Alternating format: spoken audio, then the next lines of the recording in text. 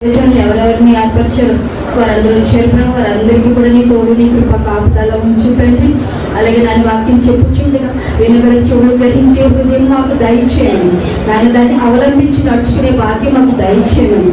మేమందరూ కూడా దాన్ని విని ఆయన తండ్రి నన్ను మా హృదయాలు భద్రపరచుకునే సహాయం చేయండి. మా అందరితో నీ వాక్యం ద్వారా మాట్లాడమని ఆయన ఇప్పటివరకు పాటలు ఉన్నావు తండ్రి, అలాగే నా సాక్ష్యాల్లో ఉన్న ప్రభావం, అలాగే ఇప్పుడు నాయన వాక్యంలో ఉండి మా అందరితో మాట్లాడమని మీ మెల్లని మధ్య మనస్పరమైన చేయమని కొద్ది ప్రాథమిక ఆచరించు ప్రాథమిక ప్రతిఫలం దయచేయమని అతని ఏసయ్య నామలాగి వేడుకుంటున్నాం పర్వతండి.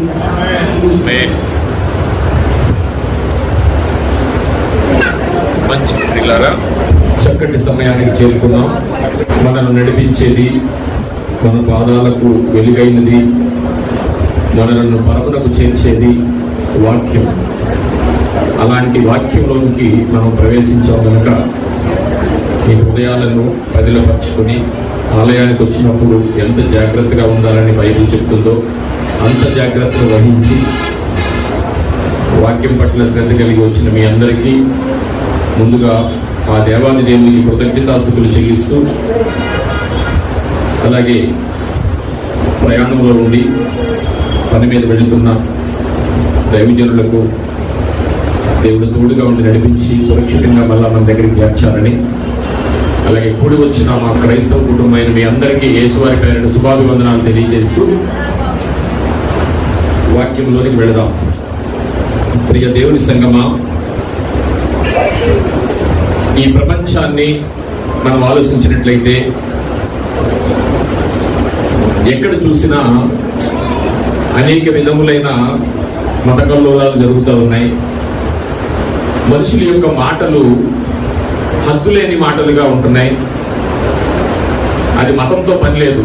వారు క్రైస్తవుల, హిందువుల, జైనుల, ముస్లిమ్స్ అనేది పక్కన పెట్టేస్తే ప్రతి మనుషులు కూడా వారి యొక్క అవసరాన్ని బట్టి మాట్లాడే మాటలు కాకుండా అనవసరమైన మాటల్లో మనం నోరు జారుతూ ఉంటాం.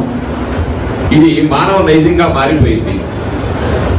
సో దానివల్ల ఎన్నో శాపగ్రస్తమైన విషయాలు మనం తెలియకుండానే మన మీదకి వస్తూ ఉంటాయి. కొంతమంది ఒక ఇద్దరు స్నేహితుల మధ్యన ఏదైనా ఒక అల్లరి స్టార్ట్ అయినప్పుడు మనం స్నేహితుల వైపే ఓటేస్తున్నామేమో, అక్కడున్న నీతినో లేకపోతే అక్కడ జరుగుతున్న సత్యాన్నో మనం గ్రహించకుండా నువ్వు ఎవరికైతే నువ్వు ఇష్టపడుతున్నావో వాళ్ళ తరపున, లేకపోతే నువ్వు ఏదైతే చేయాలనుకుంటున్నావో ఆ దాని గురించే నువ్వు వాదించి మాట్లాడుతున్నావేమో మనం ఒకసారి తెలుసుకోవాలి ప్రియులారా. ఎందుకంటే అలాగే క్రైస్తవుల్లో మనం వచ్చినట్లయితే ఒక మాట ఆలోచించాలి. ఎందుకంటే ఈ రోజున ప్రపంచ క్రైస్తవాన్ని మనం ఆలోచించినట్లయితే ప్రియులారా, ఒకే బైబిలు, ఒకే నిరీక్షణ, ఒకే భక్తి, కానీ ఈ ప్రపంచంలో 3800 శాఖలుగా మారిపోయింది క్రైస్తవ్యం. ఎంతండి? ఈ 3800 మందికి కూడా ఈ ప్రపంచంలో ఉన్న క్రైస్తవ శాఖలకి బైబిల్ మంచుకోవట్లేదు లేదు, సిద్ధాంతానికి ఒకటి లేదు. అందరికీ ఒకే బైబిల్, ఒకే దేవుడు, ఒకే నిరీక్షణ, ఒకే బాప్తిసము, సమస్తము ఒకటే. అలాంటప్పుడు బైబిల్ సత్యంలోకి మనం వెళ్ళినట్లయితే మన నోరుని లేకపోతే మన మాటలను చాలా పొదుపుగా వాడుకోవాలి. మనం మాట్లాడుతున్న ప్రతి మాట కూడా అది అపరాధమైందైతే అది దేవుని దగ్గర రికార్డ్ అవుతుంది అనేది బైబిల్ చెప్తుంది మనకి. మన మాటలు చాలా ఆచితూచి మాట్లాడే పరిస్థితిలో ఆ క్రైస్తవ జీవితాన్ని గడపాలి. ఒక చిన్న వాక్యాన్ని చదువుకుని అంశంలోకి వెళదాం. ఎఫెసీయులకు రాసిన పత్రిక 4వ అధ్యాయము 29వ వచనం. అవసరమును బట్టి క్షేమాభివృద్ధికరమైన అనుకూల వచనమే పలుకుడు గాని దుర్భాష ఏదైనాను మీ నోట రానియకుడి. వినువారికి మేలు కలుగునట్లు అవసరమును బట్టి క్షేమాభివృద్ధికరమైన అనుకూల వచనమే పలుకుడి గాని దుర్భాష అయినను నీ నోట రానియకుడి. ఇది ఆజ్ఞ. ఎవరికి ఆజ్ఞ అంటే అందరికీ ఆజ్ఞే. ఈ భూమి మీద ఉన్న ప్రతి మనిషికి దేవుని యొక్క మాట కనుక ఇది ఆజ్ఞ. అది క్రైస్తవులకే అనుకుని క్రైస్తవులు కాని వాళ్ళు అనుకోవడానికి లేదు, నమ్మిన వాళ్ళకి నమ్మినంత.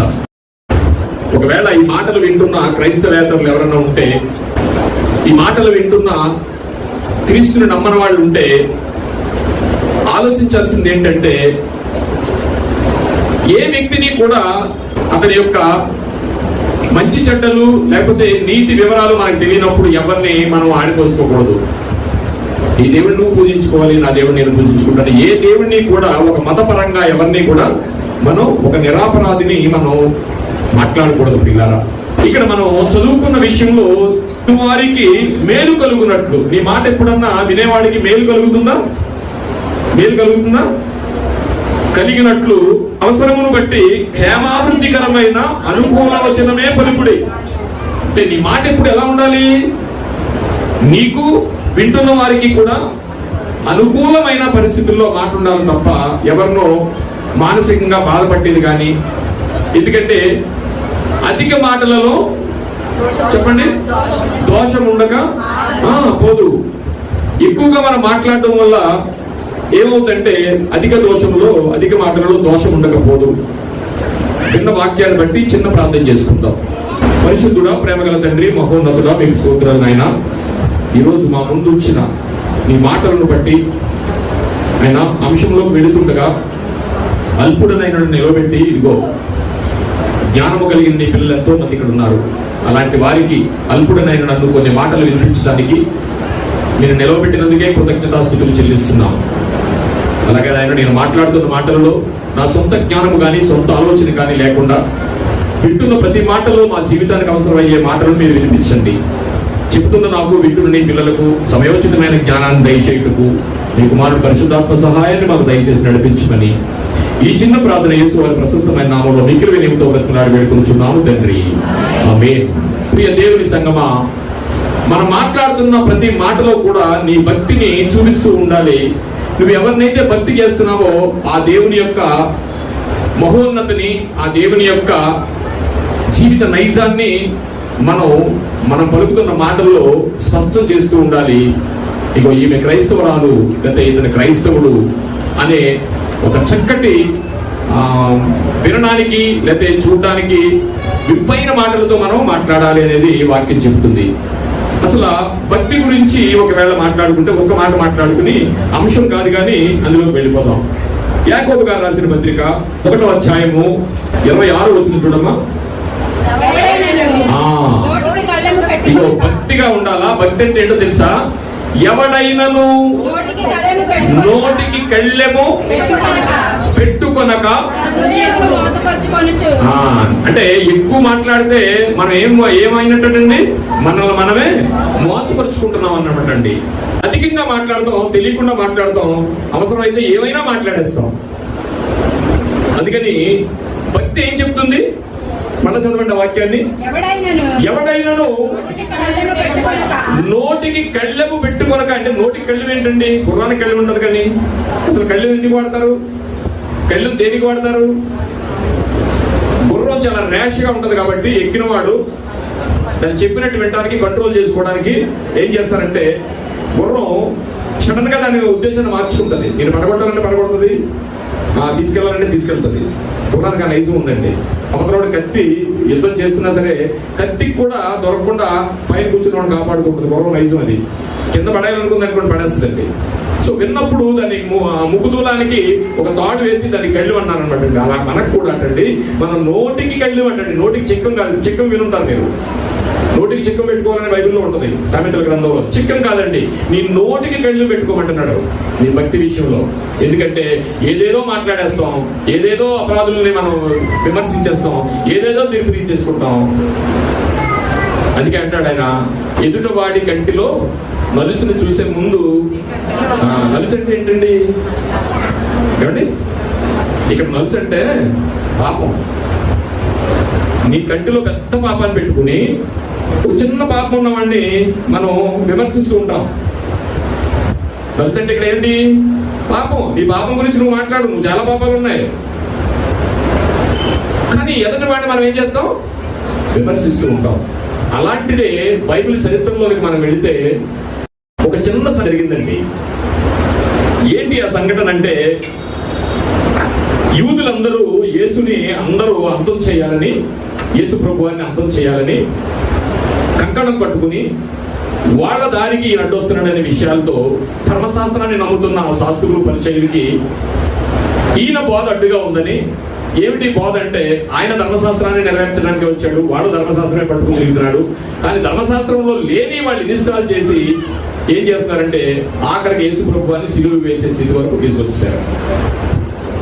ఏంటయ్యా అందులో అంటే, శాస్త్రులు పరిచయులు ఎలాంటి వాళ్ళు అంటే, శాస్త్రులను పరిచయులను మోసే పీఠం నందు కూర్చుందురు కానీ వారు చెప్పుదురే కానీ చేయరు.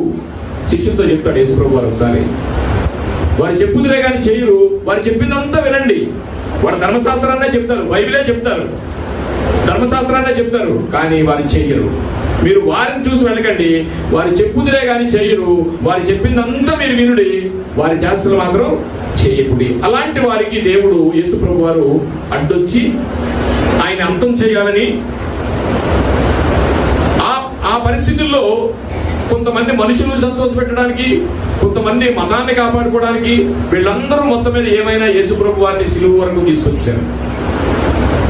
తీసుకొచ్చిన తర్వాత పిలాతు దగ్గరికి తీర్పుకు వచ్చారు.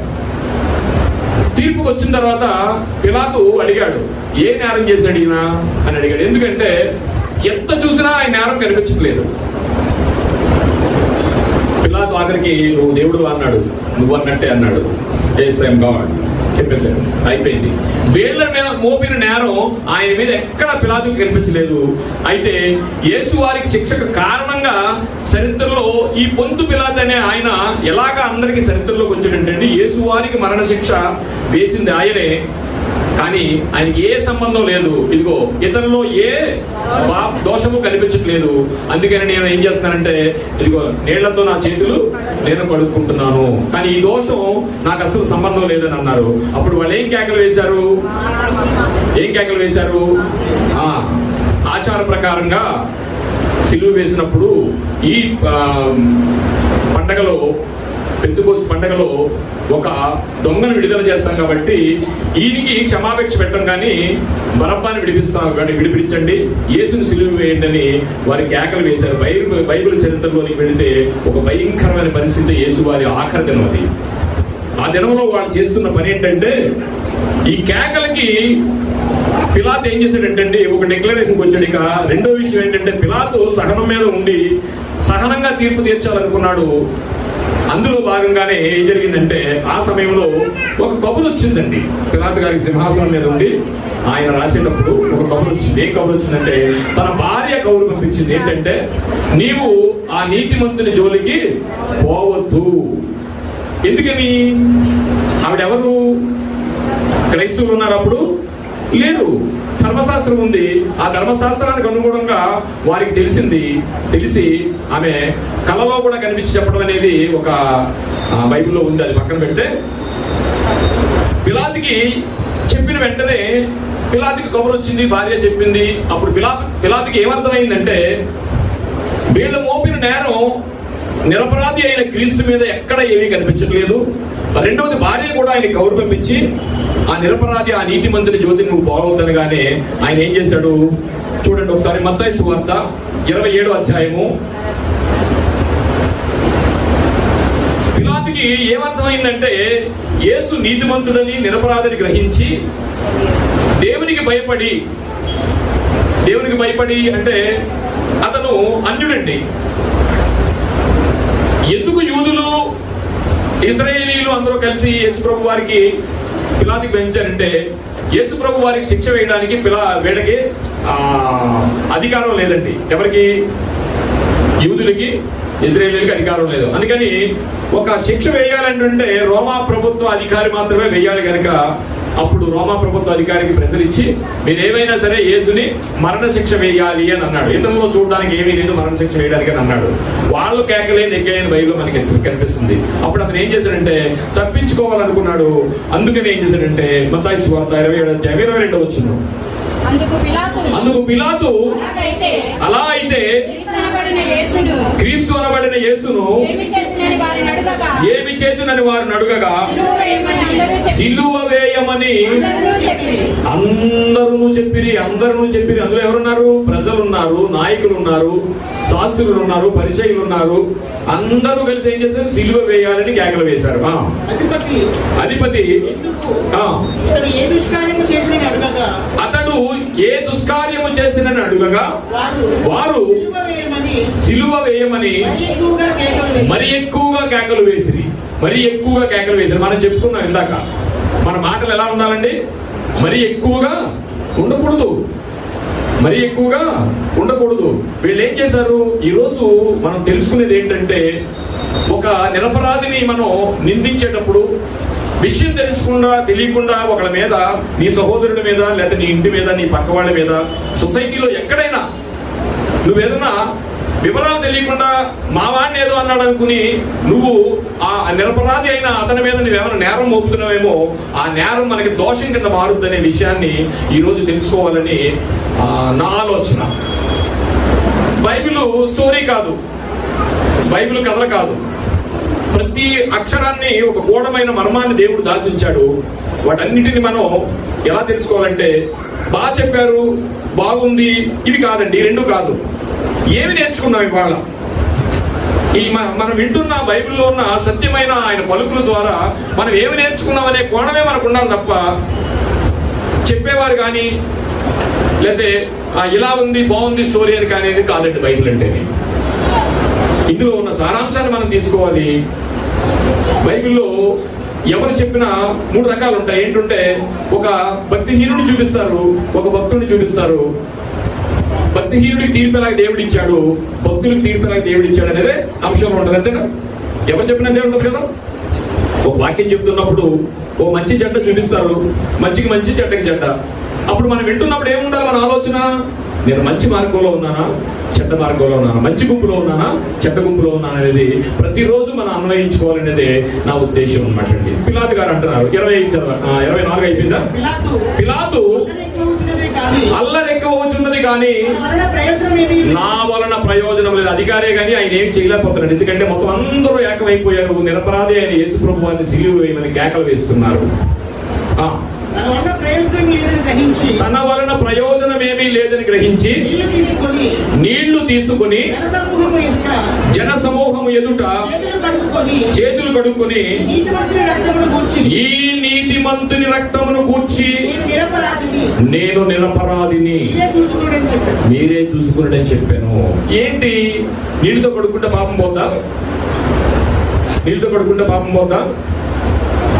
అప్పుడు వెళ్ళేవాళ్ళంటే 25 వచ్చిన వీళ్ళు గోలతో ఏం చేస్తారు తెలుసునండి. కొన్నిసార్లు మనం కూడా ఏం చేస్తామంటే, ఫ్లోలో ఏదేదో మాట్లాడతా, పర్లేదు రే దేవుడు నేను తిడతాడు రా, నువ్వు అలా చరిత్ర అన్నారనుకోండి, అయితే అవునే దేవుడు నన్నే శిక్షిస్తాడులే, ఇలా మాట మాట్లాడుతుంటాం కదా, నోటంటే వచ్చేస్తుంది వెంటనే. అంటే మనమే మంచివాళ్ళు అనుకుంటాం కాబట్టి అవతల ఒకసారి చెప్తాడు, మీకు వింటా ఉంటారు, తప్పులు అలా చేయకూడదు, తప్పులేదేమీ లేదు, శిక్షించే నన్నే దేవుడు శిక్షిస్తాడులే, ఇలా మాట మాట్లాడుతుంటాం కదా. వాళ్ళు కూడా ఏం చేశారు తెలుసునండి, అందుకు ప్రజలందరూ వాని రక్తము మా మీదకును మా పిల్లల మీదను ఉండుగాకనిరి. చూసారండి ఏమన్నారు? ఈరోజు మన అంశం ఏంటంటే రక్తాపరాధము. వాని రక్తము, రక్తాపరాధం అనగా ఏంటి? ఇక్కడ మనకు కనిపిస్తున్న బలమైన పదం ఏంటంటే, వాని రక్తము మా మీదను మా పిల్లల మీదను ఉండుగాకనిరి. ఎందుకు ఇలా అనేసారంటే, ఇది అన్యాయపు తీర్పు జరుగుతుంది, అందులో భాగంగా వీళ్ళ నెగ్గాలి అనుకున్నారు తప్ప ఆ పదాన్ని ఎందుకు వాడారనేది మనం ఆలోచిద్దాం ప్రియులారా. యేసు నిలువ పెట్టి సిలువ వేసి బరబ్బను విడిపించమని అడిగారు, ఇదంతా అయిపోయింది. శిక్ష వేయకూడదని అంటే సరిపోయేది, వీళ్ళు సిలువ వేయండి అంటే సరిపోయేది. సిలువ వేయండి అని అనుకోకుండా వాళ్ళు ఏం చేశారంటే, ఇదిగో అలాంటిది ఏదైనా వస్తే మా మీదకి వస్తుందిలే, ఏసే సిలువ అన్నారనమాట. ఏమిటి రక్తాపరాధం అంటే? రక్తాపరాధం అనగా ఏమిటి? అలాంటి మాటలు మనం కూడా మాట్లాడుతున్నామేమో. ఒక నిరపరాధిని నిలబెట్టి, నా తమ్ముడు తాలూకే కదా, నా తమ్ముడు తరపున వెళ్తున్నాను కదా, మా అన్న తరపున వెళ్తున్నాను కదా, ఎవరినో వెప్పించడానికి ఒక నిరపరాధిని విషయం తెలిసి కూడా మనం ఏమన్నా అలా చేస్తున్నామేమో. మనం ఈరోజు మార్చుకోవాలండి. ఇంట్లో, కుటుంబంలో కానీ, మీ వీధిలో కానీ, సహవాసంలో కానీ మనం మనుషులను మెప్పించడానికి, నీ సహోదరుని మెప్పించడానికి, లేకపోతే నీ తమ్ముడిని మెప్పించడానికి, నీ అన్నను మెప్పించడానికి అవతల వాడు తప్పు రైట్ తెలిసినా సరే తప్పు కింద నువ్వు ఏమన్నా చిత్రీకరిస్తే ఈ విషయం మనం ఈరోజు గమనించాలి ప్రియులారా. ఎందుకు అలా కడుక్కున్నారు అని మనం ఆలోచిస్తే ఆ మాట ఒకటి చూద్దాం. ఎందుకు అలాగా ఆయన చేతులు కడుక్కున్నాడు అనే విషయం మనకు తెలియాలనుకుంటే, పిలాతుకి ధర్మశాస్త్రం తెలిసిందా అంటే తెలిసి ఉండొచ్చేమండి. ఎందుకంటే బైబిల్లో అప్పటికే ఆమె క్రైస్తవురాలుగా, ఆయన భార్య అంటే క్రైస్తవురాలు అంటే అప్పుడు క్రైస్తవం లేదండి, ధర్మశాస్త్రం ఉంది. ఆ ధర్మశాస్త్రాన్ని అన్యులు, తర్వాత రోమా ప్రభుత్వం వాళ్ళు కూడా చాలా మంది దాన్ని పాటించేవారు అనమాట. కొన్నేళ్ళు చూడండి, మీకు అందరికి తెలుసు, అతను ఏమన్నా క్రైస్తవుడా, యూదుడా? ఏం కాదండి, అతను రోమా ప్రభుత్వానికి సంబంధించిన ఒక ఉద్యోగి, ఒక బటాలియన్ కి కమాండర్. అతను ఎంత నీతి కార్యాలు చేశాడు, దేని చూసి చేశాడు? ధర్మశాస్త్రాన్ని బట్టి నీతి కార్యాలు చేస్తే మంచిది అనుకున్నాడు, మంచి కార్యాలు చేశాడు, అంతేనా? సో ఇక్కడ అన్యుడైన ఆ పిలాతు ఎందుకు చేతులు కట్టుకున్నాడని మనం ఆలోచిస్తే, ఇగో ఆమె భార్య క్రైస్తవురాలు, ఆ నీతిమంతుడి జోలికి పోవద్దండి. ఇంట్లో వాళ్ళు డిస్కస్ చేసుకుంటారుగా, ధర్మశాస్త్రం తెలుసుంటారుగా. ఇంకోటి చెప్పనండి, తీర్పు తీర్చేవాడికి ఎన్నో లాస్ తెలుసుంటారు కదా. అందుకని రోమా ప్రభుత్వాన్ని ఆయన పరిపాలిస్తున్నాడు కాబట్టి వాళ్ళ యొక్క ధర్మశాస్త్రం కనీసం ఈయనకి తెలుసుంటది కదా. అలాగే మనం ఆలోచించిన ఇది ఎందుకు చేతులు కడుక్కున్నాడో చూద్దామండి. ద్వితీయోపదేశ కాండము 21వ అధ్యాయము 16వ వచనం. వారి రక్తాపరాధము మా పిల్లల మీదకు ఉండని అన్నారు వాళ్ళు. కాబట్టి పిల్లలకి ఏదో ఆస్తులు కూడా పెడతారు, పాపాన్ని ఎవరన్నా అనుకుంటారు, ఎవరన్నా అనుకోరు కదా. కానీ ఎందుకు వాళ్ళు అలా మాట్లాడేశారు? ఆ రక్తాపరాధం మా మీద, మా పిల్లల మీద ఉంటుందిలే అని ఎందుకు అనేశారు అనే విషయాన్ని మనం ఆలోచించాలి ప్రియులారా. ద్వితీయోపదేశ కాండము 21వ అధ్యాయము 6వ వచనం. అప్పుడు ఆ శవమునకు సమీపమందున్న ఆ ఊరి పెద్దలందరూ, ఇక్కడ విషయం ఏంటంటే ధర్మశాస్త్రంలో ఏముందంటే, ఇక్కడ పెనుగుదురు నడకుదురు ఒక రోడ్డు ఉంటుంది కదండి, దానికి ఒక హద్దు ఉంటుంది కదా. ఇక్కడ నుంచి పెనుగుదురు, అక్కడి నుంచి నడకుదురు అని ఒక హద్దు ఉంటుంది కదా. ధర్మశాస్త్రంలో ఏముందంటే, ఒక 2 ఊర్ల మధ్యన ఒక శవము కానీ ఒక జంతువు కానీ చనిపోయి ఉంటే పెద్దలందరూ అక్కడికి చేరి, ఇది ఎవరు ప్రెమిసిస్ లో ఉంది, పెనుగుదురులో ఉందా, నడకుదురులో ఉందా? పెనుగుదురులో ఉంటే వాళ్ళు జవాబు చెప్పాలి అవతల వాళ్ళకి. ఏం చెప్పాలి? ఇదిగో ఈ పెళ్లికి సంబంధించి మేమంతా ఎంక్వైరీ చేసాము, మా వాళ్ళు ఎవరు దీన్ని చంపలేదు. అలాగే శవం పెనుగుదురులో మా సరిహద్దుల్లో ఈ శవం ఉంది, ఈ శవాన్ని మేమెవ్వరూ చంపలేదు, మాకేం తెలియదు అని వాళ్ళు అప్పుడు ఏం చేస్తారు తెలుసునండి? ధర్మశాస్త్రంలో ఉన్న విధులు ఏంటంటే, ఏం చేయాలంటే నీళ్లు తీసుకుని ఆ పెయ్యి మీద చేతులు కడుక్కోవాలి పెద్దలు. అర్థమవుతుందండి? అది ధర్మశాస్త్రం యొక్క ఆజ్ఞ, కట్టడ. ఈ పెయ్య ఈ జంతువుకి కానీ లేకపోతే ఈ శవానికి కానీ మాకు ఎలాంటి దోషం మా మీద లేదు, మేము ఏమీ చేయలేదు, మీ ఊరంతా ఎంక్వైరీ చేసాం, ఎవరు ఏం చేయలేదు, ఎలా చచ్చిపోయిందో మాకు తెలియదు. అది దేవుని దగ్గర ఒప్పుకోవాలి అనుకుంటే ఏం చేయాలంటే, నీళ్లు తీసుకుని ఆ పెయ్యి మీద కానీ ఆ శవం మీద కానీ చేతులు కడుక్కోవాలి. చదవండి ఒకసారి. ఆ శవమునకు సమీపమందున్న ఊరి పెద్దలందరూ, అంటే చంపబడిన ఆ పెయ్యి పైన నీళ్లు కడుక్కొనిది. చేతులు చిందింపలేదు, మా కన్నులు ఇది చూడలేదు. యెహోవా నీవు విమోచించిన నీ జనమైన చాలండి. ఇది కట్టడండి, ఇది కట్టడ.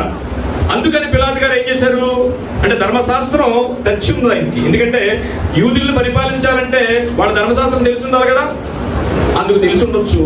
అట్ ది సేమ్ టైము ఆయన భార్య కూడా ఒక క్రైస్తవురాలుగా లేకపోతే ధర్మశాస్త్రం తెలిసినట్టుగా దేవుడిని నమ్ముకుంది కాబట్టి ఆ నీతిమంతుడి జోలికి నువ్వు పోవద్దని సింహాసనం మీద ఉన్న ఆ పిలాతుకి గౌరవించినప్పుడు ఈయన నిర్ధారణ చేసుకున్నాడు, ఇగో ఈయనలో ఏ అపరాధము లేదు, నేను ఈ పాపాన్ని, ఈ రక్తాపరాధాన్ని నేను మీద వేసుకోను అనుకుని ఆయన ఏం చేశాడంటే ధర్మశాస్త్రం ప్రకారం ఆయన ఏం చేశాడు, చేతులు కొట్టుకుంటే. ఇక్కడ విషయం ఏంటంటే, ఈ 2 ఊరి మధ్యలో ఒక పెయ్యి కానీ శవం కానీ ఉంటే ధర్మశాస్త్రంగా ప్రకారంగా జరిగేది అదనమాట అండి. అర్థమైందా?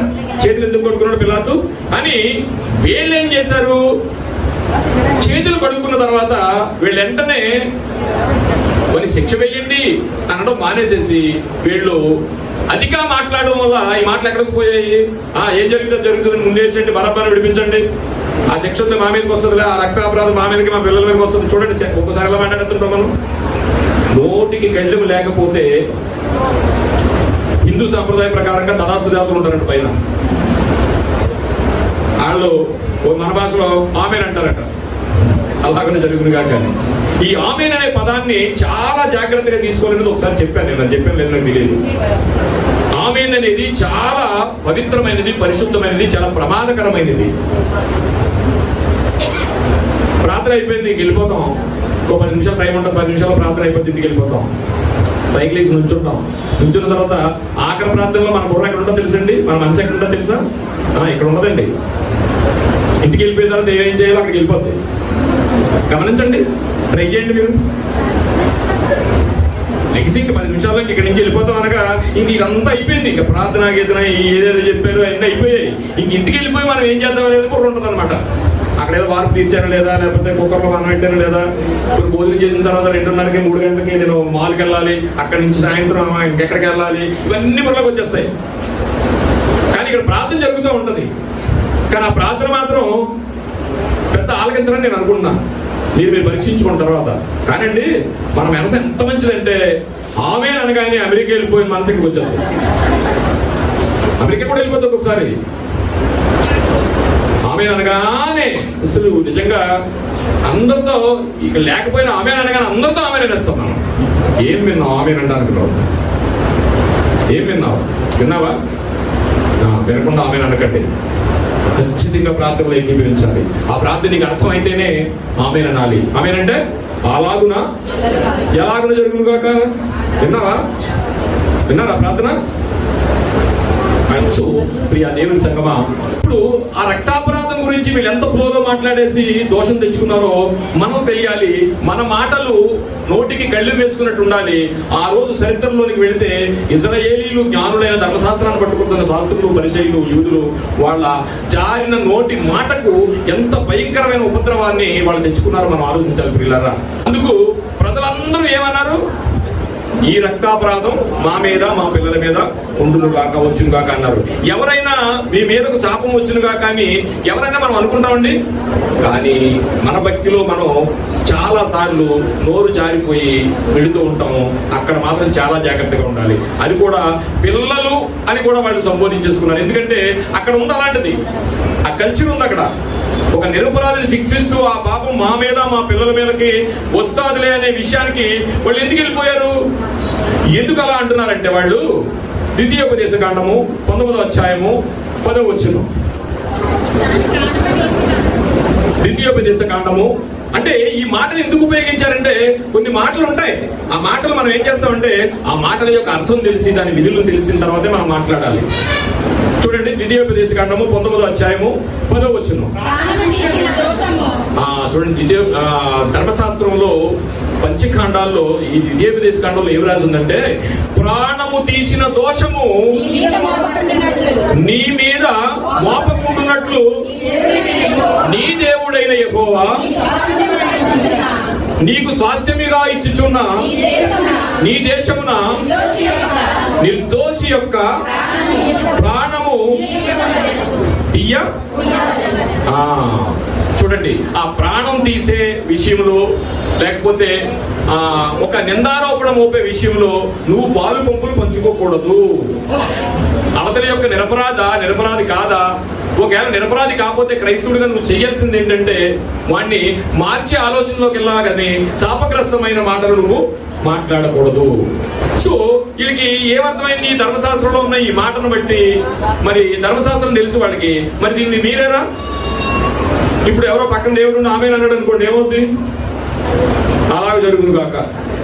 అంతేనా? ఇది కనాను చేరుతున్న మార్గంలో ఇశ్రాయేలీయులకు ఇచ్చిన ప్రధానమైన ఆజ్ఞ అండి. ఆ ఆజ్ఞను వీళ్ళు ఏం చేశారు?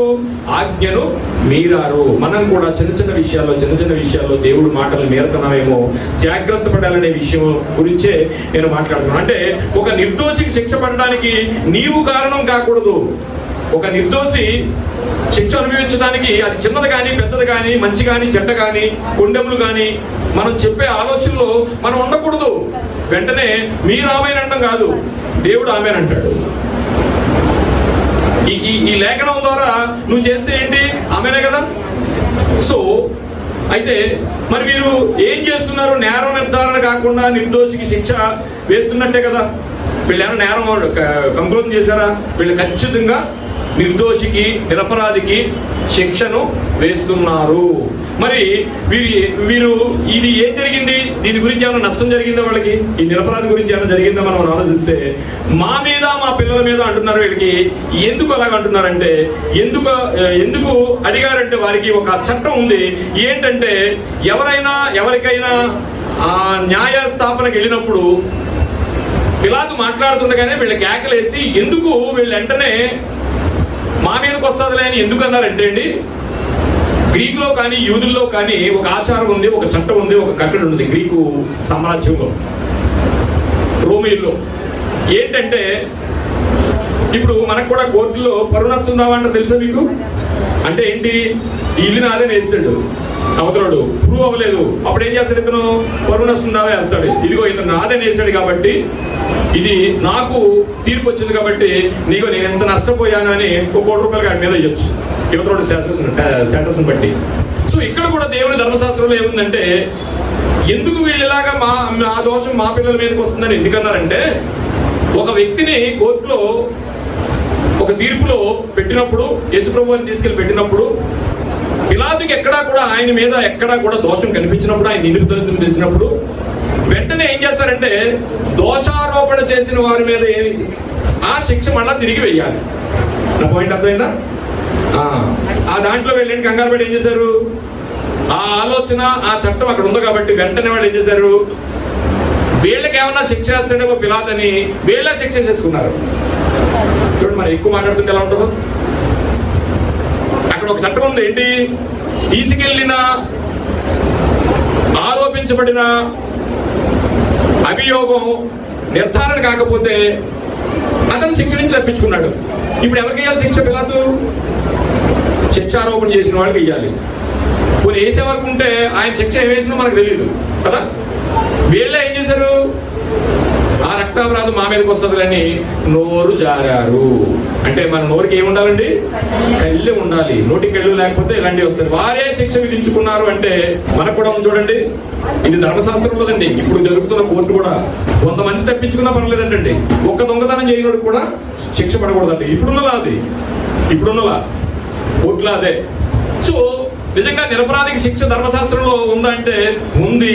కానీ వీళ్ళే కోరి వాళ్ళు తెచ్చుకున్నారు.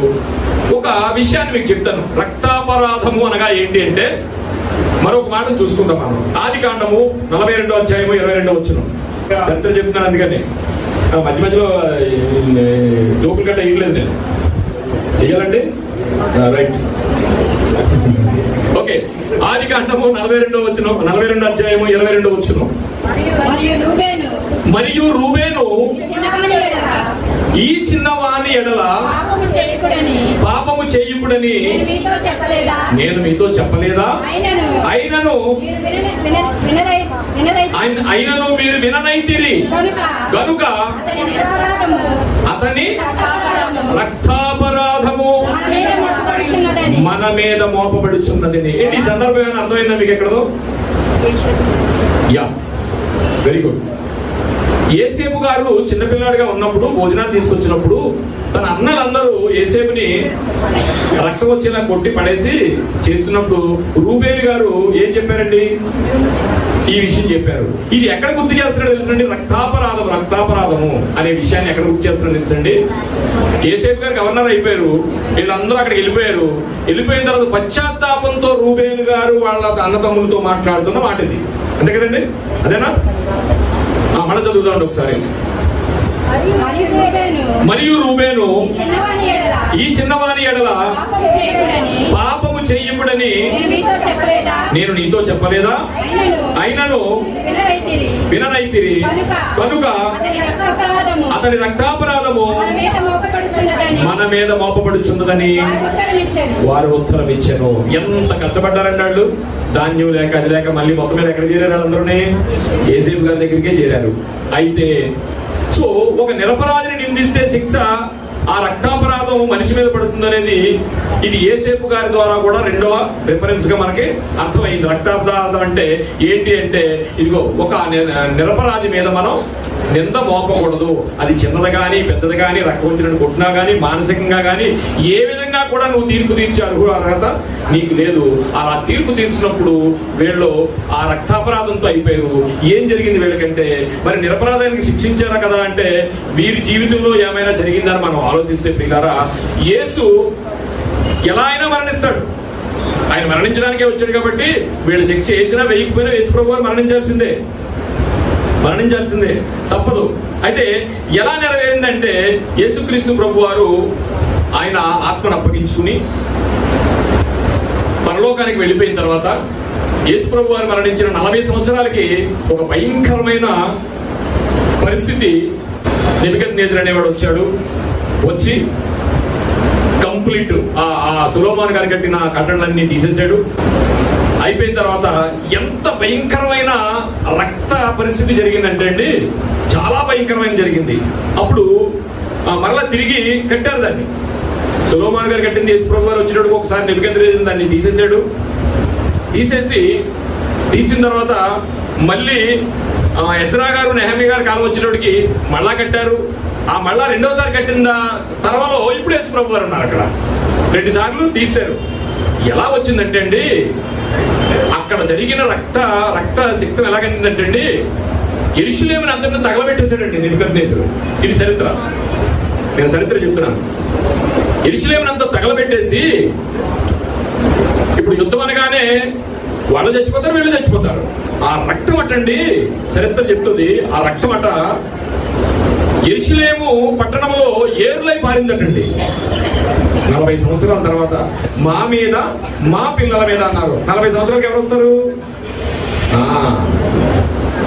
40 సంవత్సరాలు అయిందంటే యేసు ప్రభు వారి తర్వాత యేసు ప్రభు వారు ఉండగా వాడిన మాటని మా మీదకి మా పిల్లల మీదకి ఆయన రక్తాపరాధం వస్తుంది అని వీళ్లే శాపాన్ని తెచ్చుకున్నప్పుడు ఎప్పుడు వచ్చిందంటే కరెక్ట్ గా 40 సంవత్సరాల తర్వాత అది వచ్చిందండి.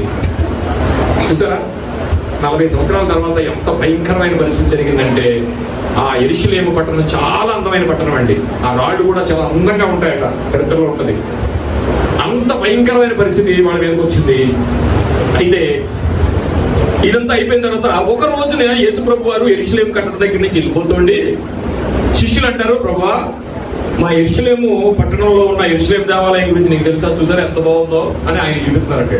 చూడండి ఒకసారి మత్తయి సువార్త 24వ అధ్యాయం మొదటి వచనం.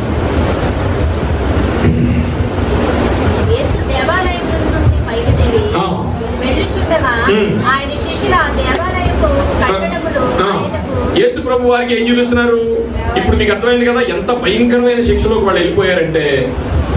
ఆ రక్తం అంటండి చరిత్రలో రాస్తారు, బైబిల్ పండితులు చెప్తారు, చరిత్రలో ఉంటది, గ్రీకు చరిత్రలో. ఆ యెరూషలేము పట్టణాన్ని తగులు పెడితేనటండి రక్తము మంటలారాలంటే ఏం కావాలండి? తడి కావాలి. ఈ రక్తమే తడై పారి ఆ మంటలు ఆరిపోయిందటండి. దేవునికి మహిమ కలుగును గాక. ఇది చరిత్ర. ఒక్క నోటి మాటతో ఏం జరిగిందంటే 40 సంవత్సరాల తర్వాత వాళ్ళ పిల్లలు పుట్టారు. ఆ పిల్లలు అందరూ చరిత్ర రాస్తుంది. ఆ రోజు వాళ్ళు యుద్ధం జరిగిన ఆ రోజునటండి 10 లక్షల మంది చనిపోయారటండి ఇశ్రాయేలీలు. ఆ రక్తం స్రవించిన తర్వాత కొద్ది రోజులకి రోగాలు స్టార్ట్ అయ్యి మరికొన్ని లక్షలు చచ్చిపోయారు.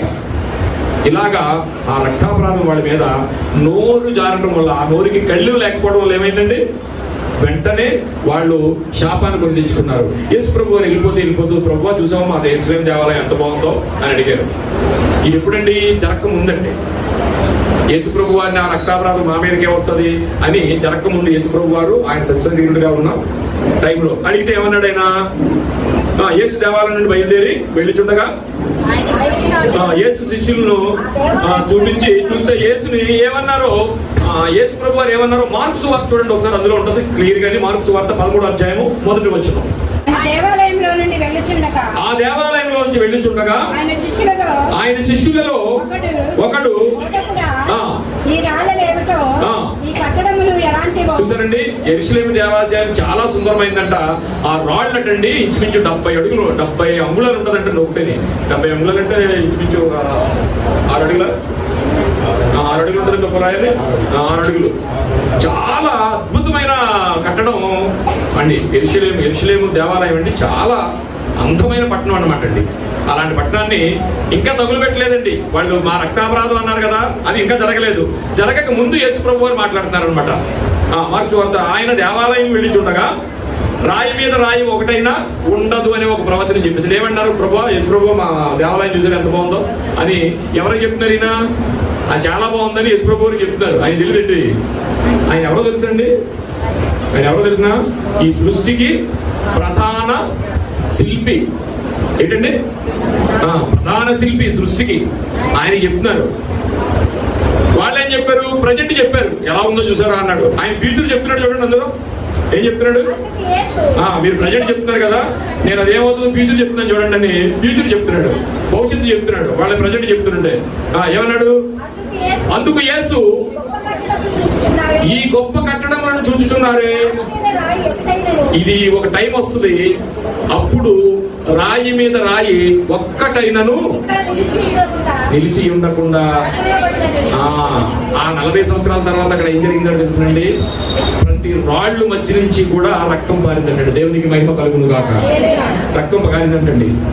కాబట్టి నిరపరాధి రక్తము మా మీదకి, మా పిల్లల మీదకి వచ్చును గాక అన్నారు. ఈ ప్రవచనం అండి ఒకసారి సమరయ స్త్రీ కూడా చెప్తారు. ఒక్కసారి చూసుకున్నాను, వెళ్ళిపోతామండి.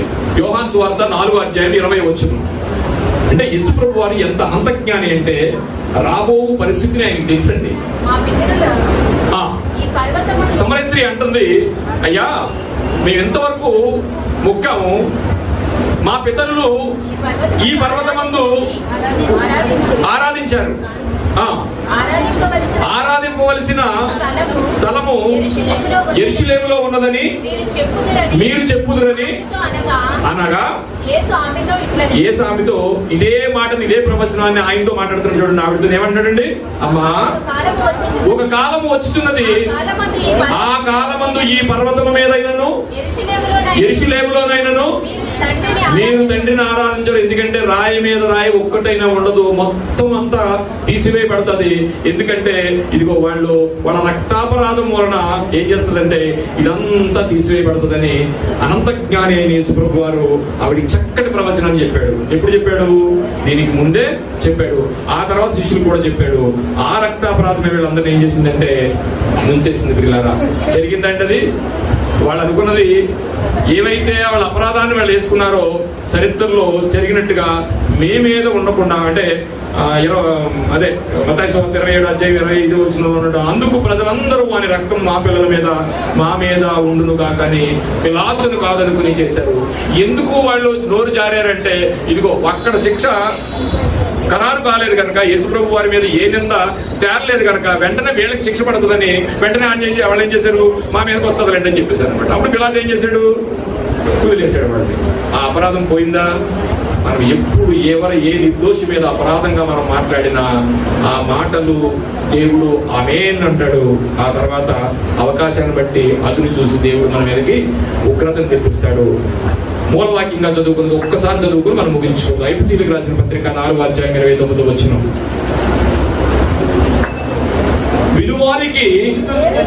వినువారికి మేలు కలుగునట్లు అవసరమును బట్టి క్షేమాభివృద్ధికరమైన.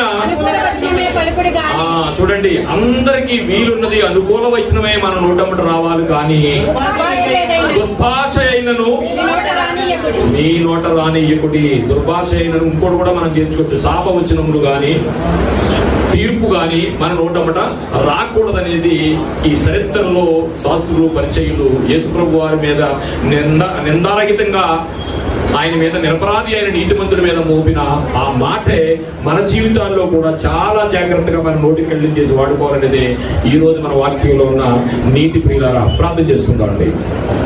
పరిశుద్ధుడా, ప్రేమగల తండ్రి, మహోన్నతుడా, మీకు స్తోత్రాలు నాయనా. మా బ్రతుకులను, మా జీవితాలను నువ్వు ఉన్న చోటకి చేరడానికి మాకు అనేకమైన రీతిలుగా, అనేక కోణాల్లో ప్రతిదినము మీరు మాతో మాట్లాడుతున్నందుకు మీకు స్తోత్రాలు. ఇదిగో నాయన, ఈ రోజు మా నోటికి కళ్ళెం వేసుకోవాలి. ఇదిగో చరిత్రలోనికి వెళితే వారి నోటికి కళ్ళెం లేక వారికి తోచినట్టుగా మాట్లాడి నాయన భయంకరమైన రక్తాపరాధాన్ని వారి మీదకి తెచ్చుకున్నారు. అలాగే మా క్రైస్తవ దైనందిన జీవితంలో అలాంటివేమీ మాకు లేకుండా ఈ రోజు మాతో మాట్లాడారు. ఆయన మీరున్న మాటల ద్వారా ఇక నుంచి మేము మా నోటికి కళ్ళు పెట్టుకుని మా జీవితాలను నీవున్న లోకానికి పరిశుద్ధంగా తెచ్చుకోవడానికి, మా జీవితాన్ని సాగించడానికి మీరు కృప చూపమని ఈ చిన్న ప్రార్థన యేసు వారి ప్రశస్తమైన నామములో మిక్కిలి ఎంతో బ్రతుకులాడి వేడుకొంచున్నాము తండ్రి. ఆమేన్. హల్లెలూయా, హల్లెలూయా. వాక్యం శిక్షణ లభించేందుకు చప్పట్లు కొట్టి మైపర్సు